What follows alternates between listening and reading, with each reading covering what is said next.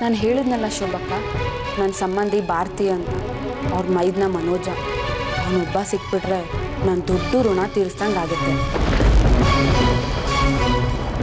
ಮನೋಜ, ನಾವಿವತ್ತೇ ಮನೆ ಬದಲಾಯಿಸ್ಬಿಡೋಣ. ಎಷ್ಟು ಬೇಗ ಆಗುತ್ತೋ ಅಷ್ಟು ಬೇಗ, ಇವತ್ತೇ ಈಗಲೇ ಬೇಕಾದರೂ ಮನೆ ಖಾಲಿ ಮಾಡಿಬಿಡೋಣ. ಅಮ್ಮ ಅಮ್ಮ ಸಮಾಧಾನ ಮಾಡ್ಕೊ. ಅಲ್ಲಮ್ಮ, ಈಗಲೇ ಮನೆ ಖಾಲಿ ಮಾಡೋದು ಅಂದ್ರೆ ಹೇಗಮ್ಮ? ಯಾಕೆ, ಏನಾಯ್ತು ನಿಂಗೆ? ಅದು ನಾವಿದೀವಲ್ಲ ಔಟ್ ಹೌಸು, ಅದು ನಮ್ಮ ಯಜಮಾನ್ತಿಗೆ ಬೇಕಂತೆ. ಅದೇನೋ ಸ್ಟೋರ್ ರೂಮ್ ಮಾಡ್ಕೋತಾರಂತೆ, ಅದಕ್ಕೆ. ಸರಿ ಸರಿ, ನಾನು ಮನೆ ಹುಡುಕ್ತೀನಿ, ನೀನು ಯೋಚನೆ ಮಾಡ್ಬೇಡ.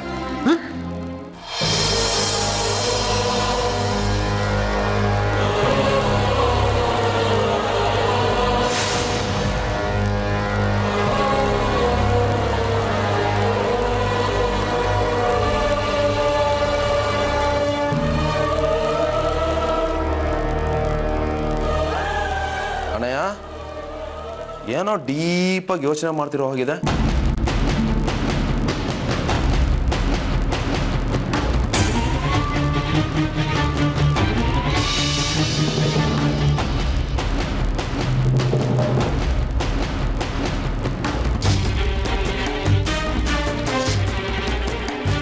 ಏನ್ ವಿಷಯ, ಇಷ್ಟೊಂದು ಸೀರಿಯಸ್ ಆಗಿದೆಯಾ?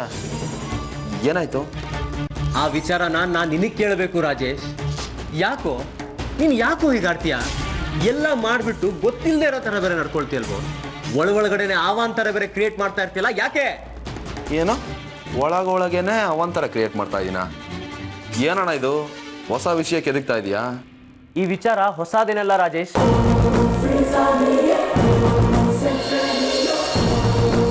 ಆ ಭಾರತಿ ಲೈಫಲ್ಲಿ ನೀ ಸ್ಟಾರ್ಟ್ ಆಡ್ತಾ ಇದೆಯಲ್ಲ, ಇದು ನಿನಗೆ ಸರಿ ಅನ್ಸತ್ತೇನೋ?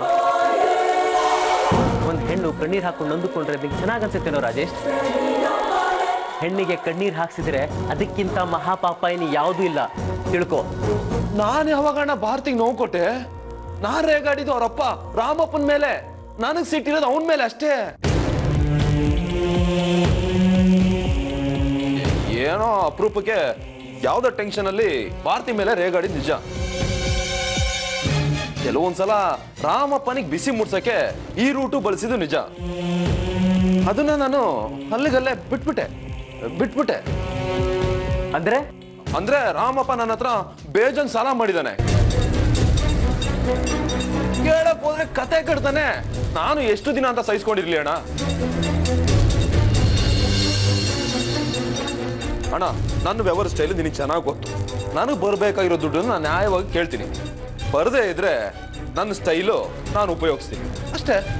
ನಿನ್ನ ಸ್ಟೈಲ್ ಬೇರೆನೇ ಇರ್ಬೋದು, ಬಟ್ ಅದರಿಂದ ಬೇರೆಯವ್ರ ಬದುಕು ಹಾಳಾಗ್ಬಾರ್ದು ಅಲ್ವಾ? ಅಣ್ಣ, ಆ ರೀತಿ ಏನು ಸೀನ್ ಆಗಿಲ್ಲ ಅಣ್ಣ. ಭಾರತಿ ಮನೆಯವರಿಗೆ ನನ್ನ ಬಗ್ಗೆ ಚೆನ್ನಾಗಿ ಗೊತ್ತು. ಅವ್ರಿಗೆ ನನ್ನ ಬಗ್ಗೆ ತುಂಬಾ ನಂಬಿಕೆ ಇದೆ ಅಣ್ಣ. ಹಾಗಂತ ನೀನ್ ತಿಳ್ಕೊಂಡಿದ್ಯಾ ಅಷ್ಟೇ.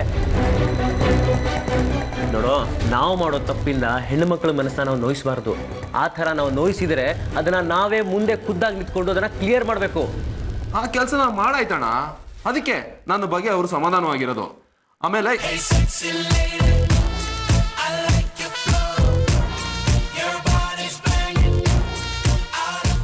ವಾವ್, ಅಣ್ಣ ಕೇಳೋ ಪ್ರಶ್ನೆಗೆ ಉತ್ತರ ಕೊಡಕ್ಕೆ ಒಂದಾದ್ರೂ ಕಾಲ್ ಬರಬಾರ್ದ ಅನ್ಕೊಂಡಿದ್ದೆ.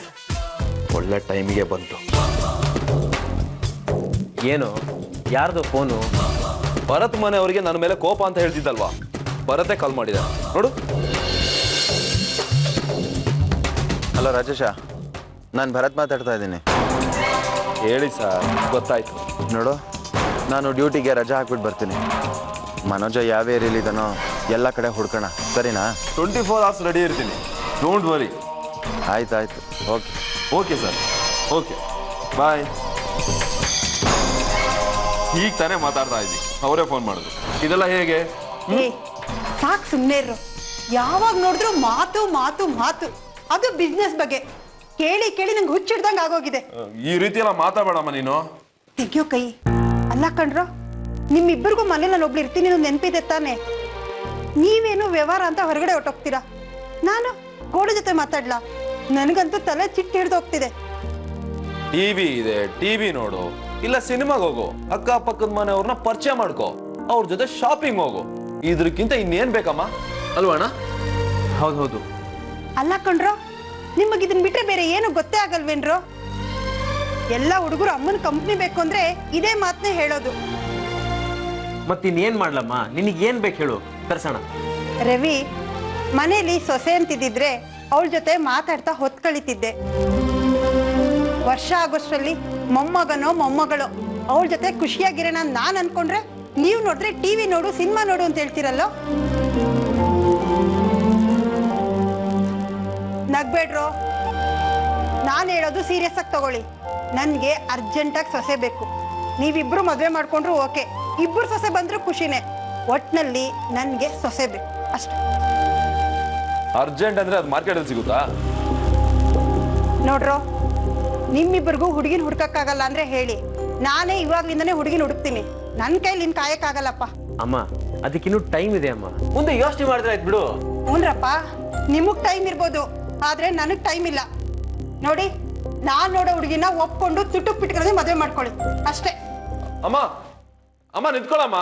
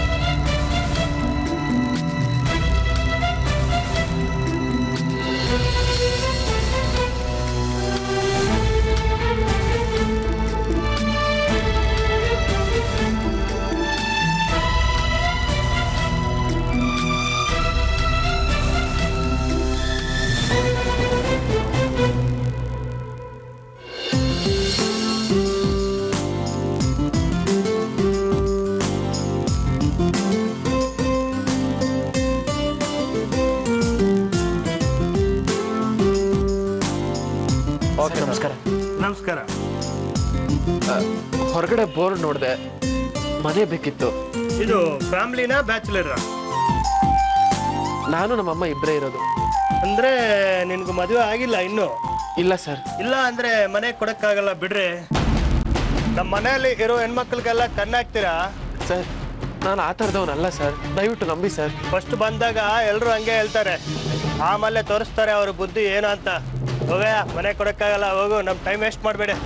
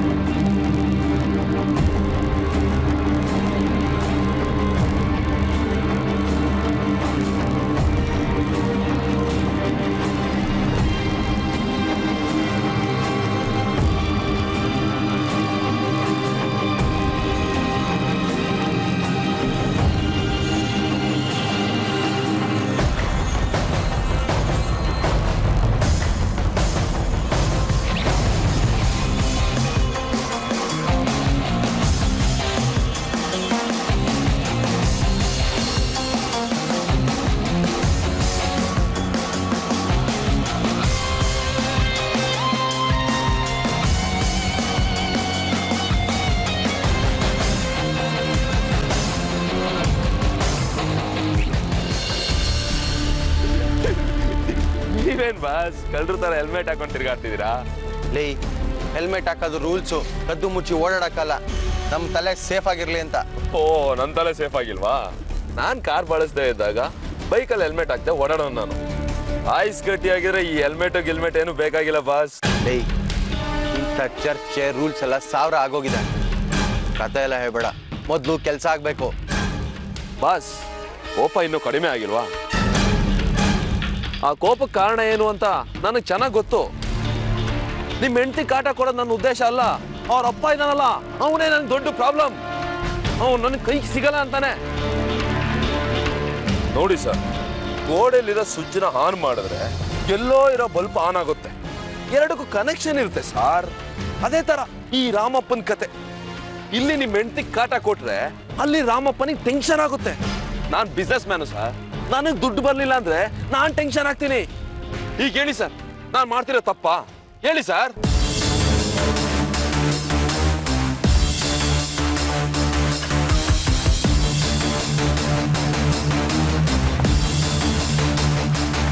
ಸರ್, ನಿಮ್ ಮದುವೆ ದಿನ ಆ ಭಾರತಿ ಓಡೋದ್ಲಲ್ಲ, ಅದಕ್ಕೆ ಕಾರಣ ನಾನಲ್ಲ ಅಂತ ಎಷ್ಟು ಹೇಳಿದ್ರು ಯಾರು ನಂಬ್ತಿಲ್ಲ ಸರ್. ನಾನು ಏನ್ ಮಾಡ್ಲಿ ಹೇಳಿ ಸರ್?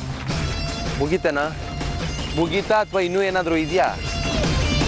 ನಾನೇ ನಿನ್ನ ಸ್ವಿಚ್ ಕತೆ ಕೇಳಕ್ಕ ಬಂದಿದ್ದೀನಿ ಇಲ್ಲಿಗೆ. ಬೇರೆ ಕೆಲಸ ಇಲ್ಲ ಅನ್ಕೊಂಡಿದ್ಯಾ ನನಗೆ? ಇಲ್ಲಿಗೆ ಏನಕ್ಕೆ ಕರ್ಸಿದ್ಯೋ ಆ ಕೆಲಸ ಫಸ್ಟ್ ಮುಗಿಸು. ಎಲ್ಲ ಮನೋಜ, ಯಾವ ಏರಿಯಲ್ಲಿದ್ದಾನೆ ಅವನು? ಮೊದಲು ಅದನ್ನು ತೋರಿಸು. ನಡಿ. ಫಸ್ಟ್ ಟೈಮ್ ಪೊಲೀಸ್ ಬೈಕಲ್ಲಿ ಕೂರ್ತಾ ಇದ್ದೀನಿ. ಡೈರೆಕ್ಟ್ರಿಗೆ ಸ್ಟೇಷನ್ಗೆ ಕರ್ಕೊಂಡೋಗಿ ಏರೋಪ್ಲೇನ್ ಏರ್ಸಲ್ಲ ತಾನೆ. ಪೊಲೀಸವ್ರನ್ನ ನಂಬೋದೇ ಕಷ್ಟಪ್ಪ. ನೋಡೋ, ನಿನ್ ಥರ ಕಂತ್ರಿ ಬುದ್ಧಿ ನನಗಿಲ್ಲ. ಮಾತಾಡೋದು ನಿಲ್ಲಿಸಿ ಮೊದಲು ಬೈಕ್ ಹತ್ತು. ನಡಿ.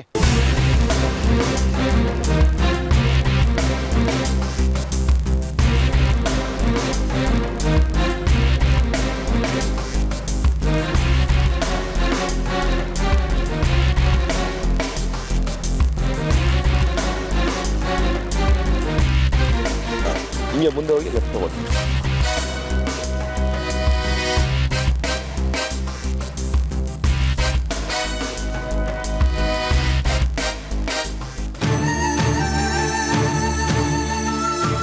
ಇದೊಳ್ಳೆ ಕಥೆ ಆಯ್ತು. ಮದುವೆ ಆಗ್ದವ್ರವರೆಗೂ ಮನೆ ಕೊಡಲ್ವಂತೆ.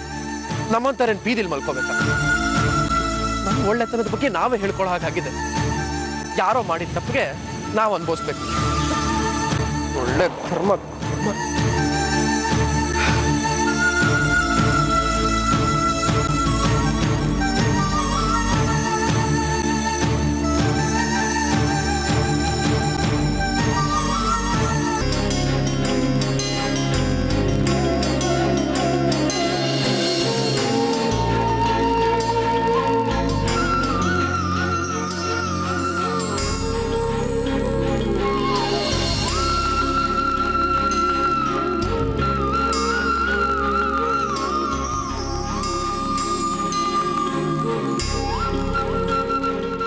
ಹುಡುಕಾಡಿ ಸುಸ್ತಾಯ್ತು ದೇವ್ರೆ. ಈಗ್ಲಾದ್ರೂ ಸಿಗೋ ಹಾಗೆ ಮಾಡಬಾರ್ದ?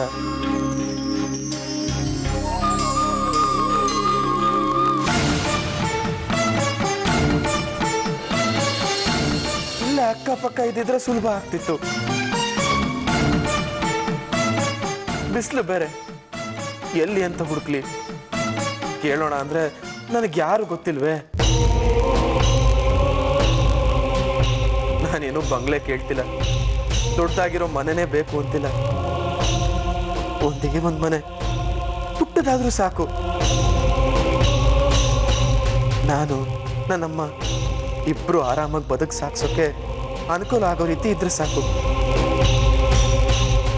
ತೋರಿಸ್ಕೊಡು ದೇವ್ರೆ.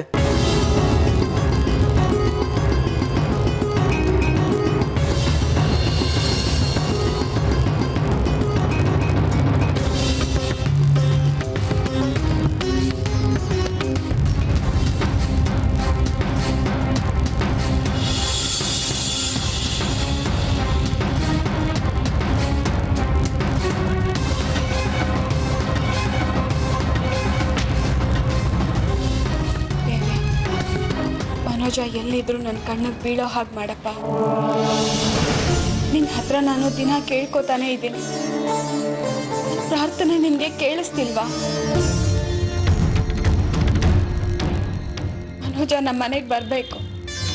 ನಮ್ಮ ಮನೆ ಸಮಸ್ಯೆ ಹಾಗಾದ್ರೂ ಸರಿ ಹೋಗಬೇಕು. ಪ್ಲೀಸ್ ದೇವ್ರೆ, ಮನೋಜ ಎಲ್ಲಿದ್ದಾನೆ? ಒಂದೇ ಒಂದ್ಸಲ ಅವನ್ನ ತೋರಿಸ್ಕೊಡು.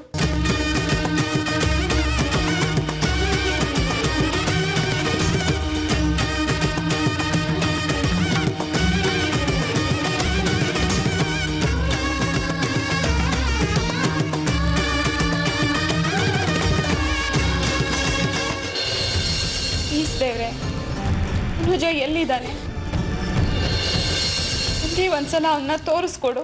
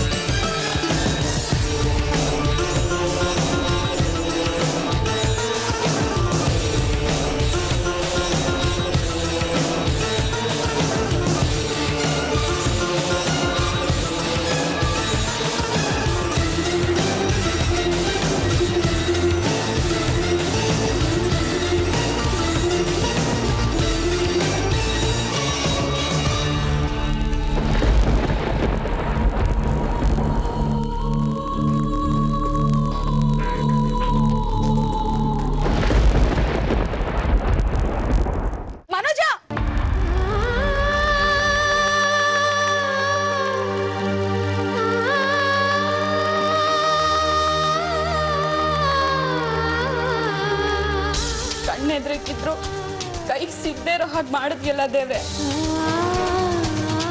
ಯಾಕೆ ಹೀಗೆ ಮಾಡಿದೆ?